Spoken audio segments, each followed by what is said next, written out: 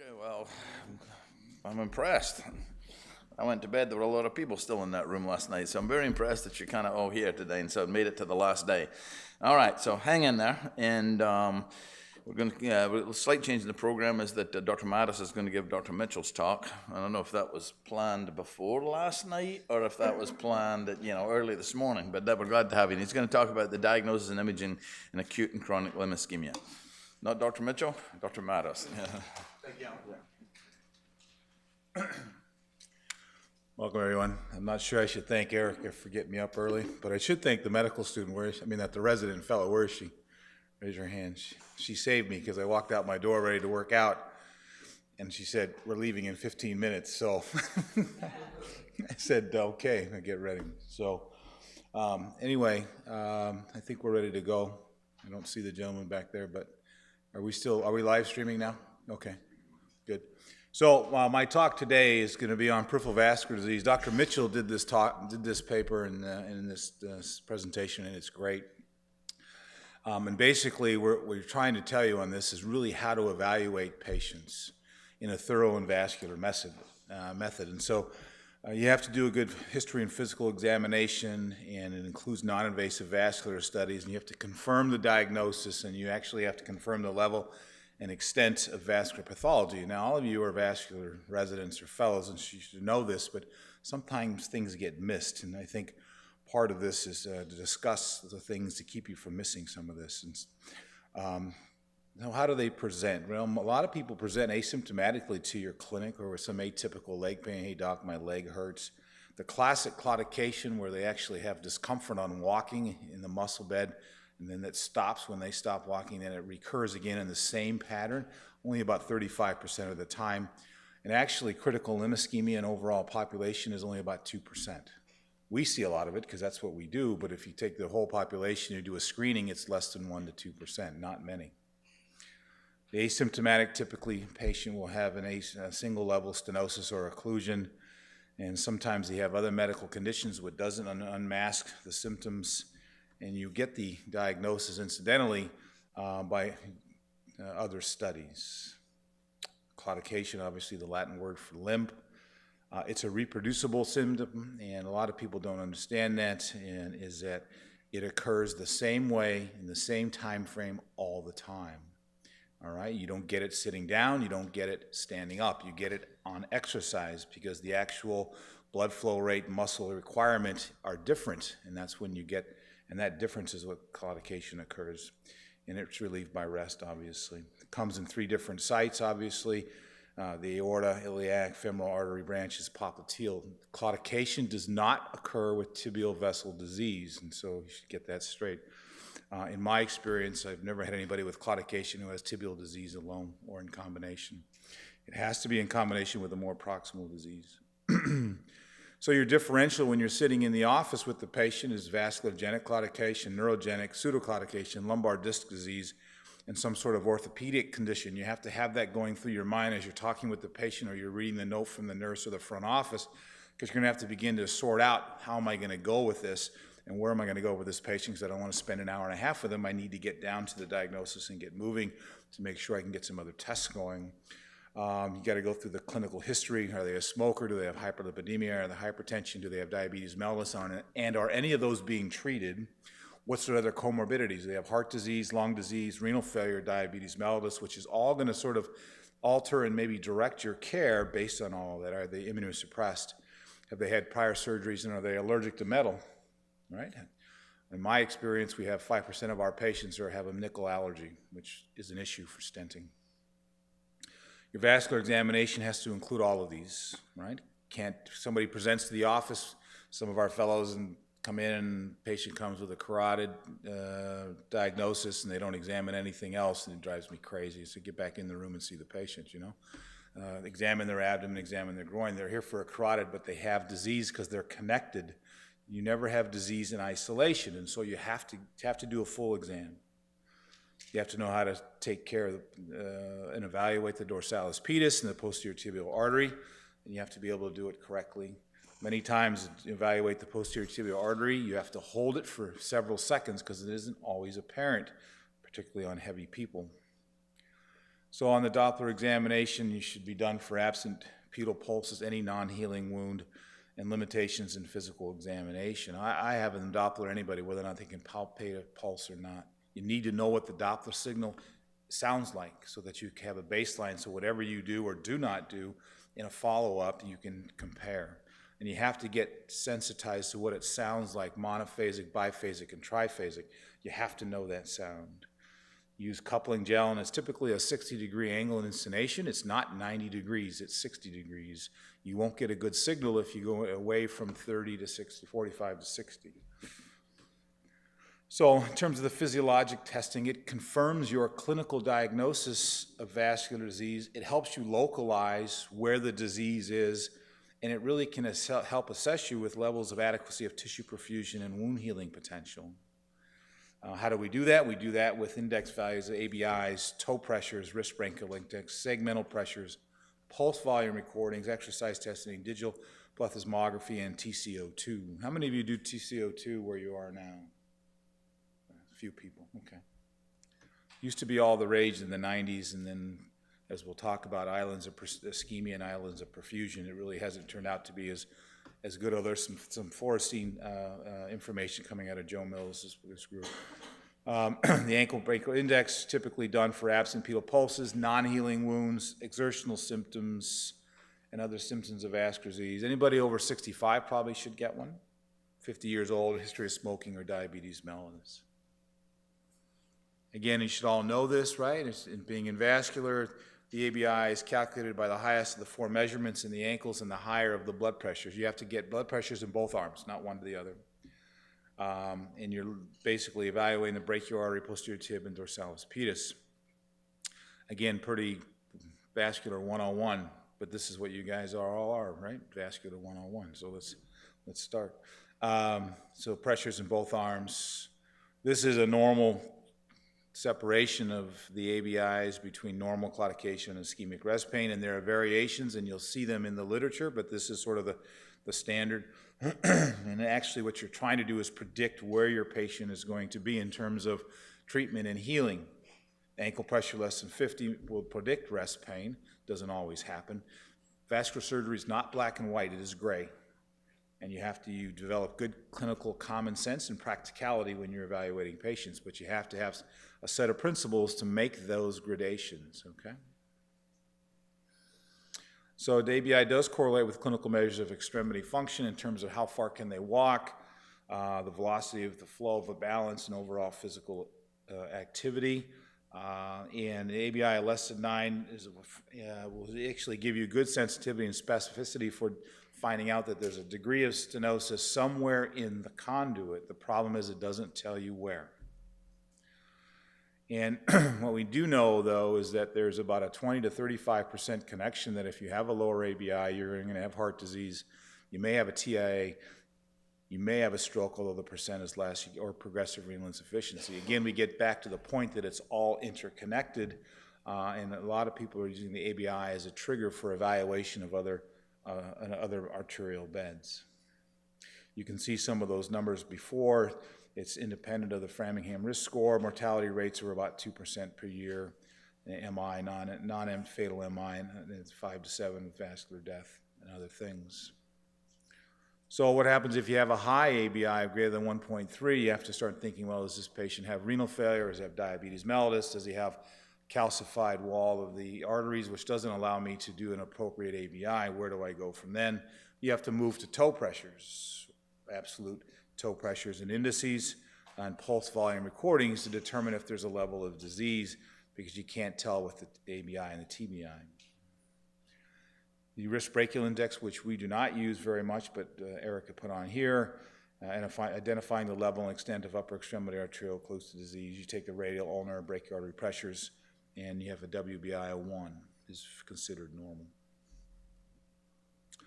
So how about toe brachial indices? ABIs greater than 1.40, it's not usable, or when you're uncertain that the ABI doesn't match the clinical symptoms and the ankle pressures are compressible, then, or somebody who has diabetes mellitus, end-stage renal failure, you got to get an TBI, and here are some of the numbers. If you have a pressure gradient between the ankle and the toe, that's considered a positive. It's most likely you're going to have some distal disease there. A normal TBI of 0.7 to 0.8.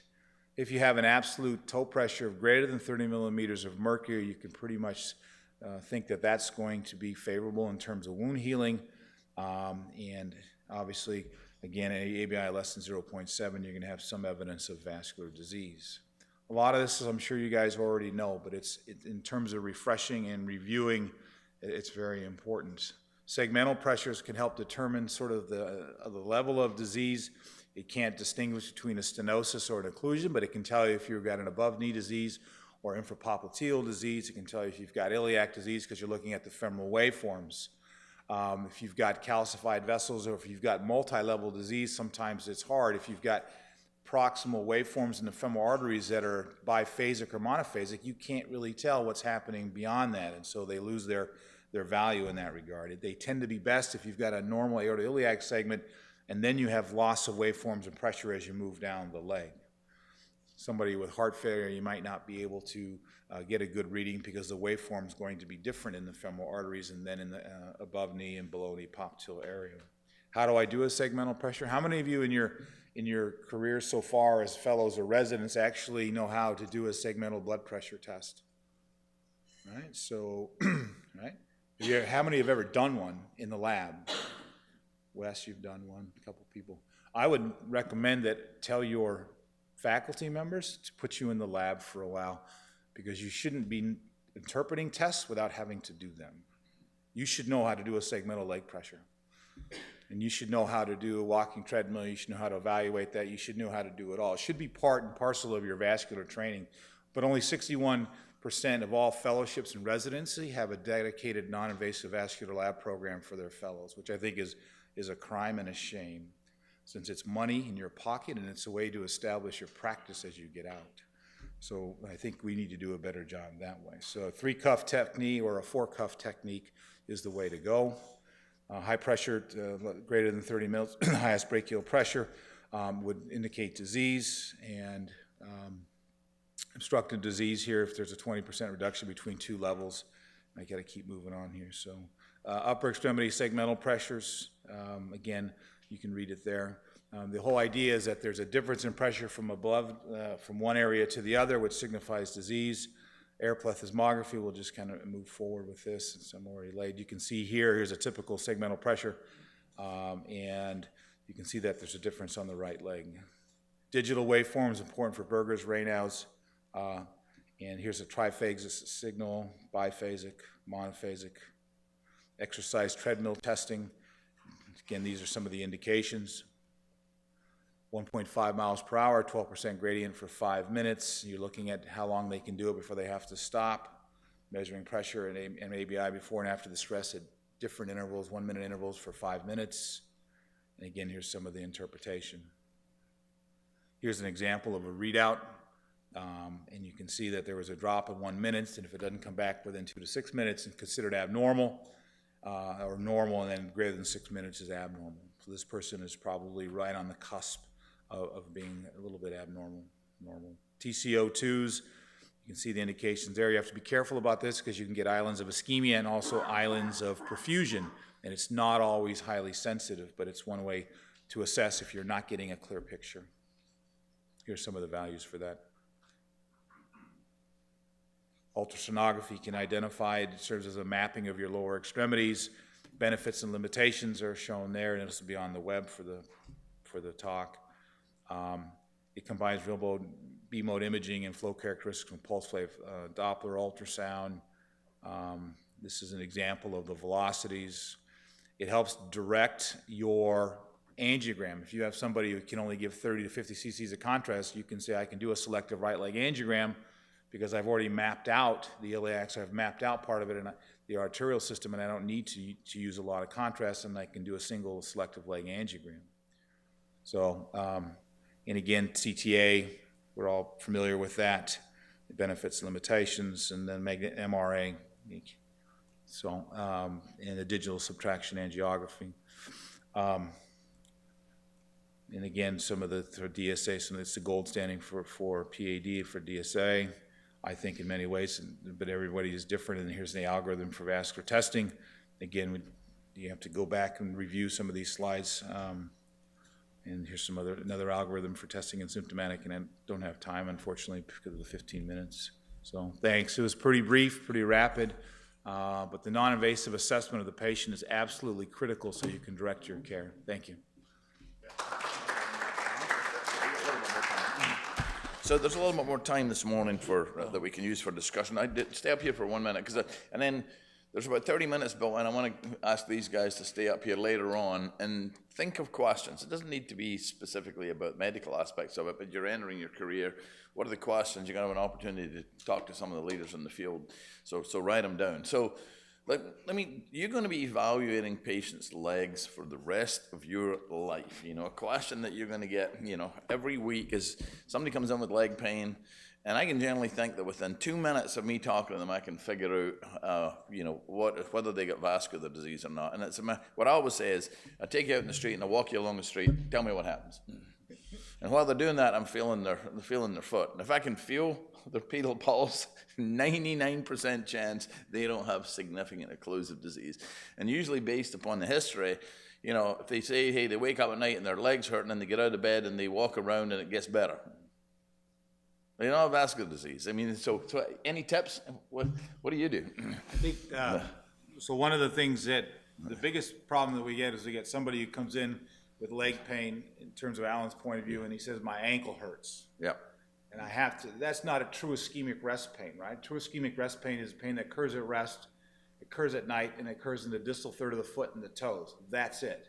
It's relieved by rest or dependency. If it doesn't fit those 4 criteria, they don't have ischemic rest pain, and then you get into another non-vascular diagnosis. So yeah, they'll say, they'll be sent in with rest pain and they'll point to the calf and say, it hurts there all the time. Yeah. Next? I don't know. But you got to be a little careful, because that just means they don't have occlusive disease. There are other things that can give you pain. And sometimes I think we get into the vascular occlusive disease mindset and blow it off. They could have a vascular malformation, for example, or they could have, some other weird vascular scenario. So it's not 100%. Jason? Yeah, no, I was going to say, I get sent a lot of patients that come sort of expecting that because they're coming to vascular clinic, they have a vascular problem, and they get fixated in their mind when they come to the clinic that you're going to offer some sort of intervention. And when you actually talk to them, it turns out they actually have pain in their knee, and sort of after walking, but sort of more careful questioning and looking through the chart or even talking to them, they're like, a year ago, I guess an orthopedist said I had bone on bone in my knee. And so, yes, maybe they have a slightly sort of diminished ABI, but you could do some fancy intervention, get them to have normal blood flow, and they have no improvement in walking because the primary problem hasn't been addressed. And I think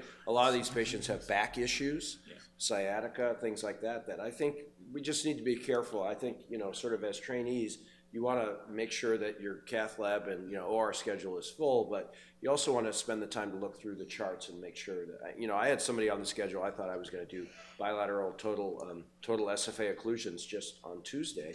And then actually it was kind of set up by the NP. It was a patient traveling from far away. And then I went to talk to the patient, and I realized they didn't really have vascular disease. He had like pursed lip breathing laying there in the pre-op bed. And I was like, have your heart been looked at? It turns out, well, yeah, they said I had this thing called CHF. And I was like thinking to myself, if I burrow through these, it's not that durable of a repair. And he's going to be limited by his CHF. He probably needed to be tuned up CHF-wise, and he would actually have much better longevity in life.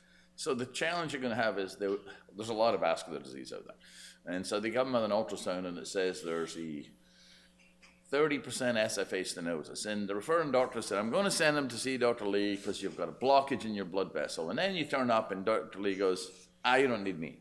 I got a 30% blockage, and now you have to re-educate the patient that this is, it's common, and half the people, walking around the street probably have got that, but you don't need anything done. They come because they're afraid they're going to lose their leg, and a lot of this time is spent saying, you got claudication, 98% chance you're not going to lose your leg, and you're more likely that you're going to lose your leg if we start doing interventions on you, frankly, than if we leave you alone. So there's a lot of education around this.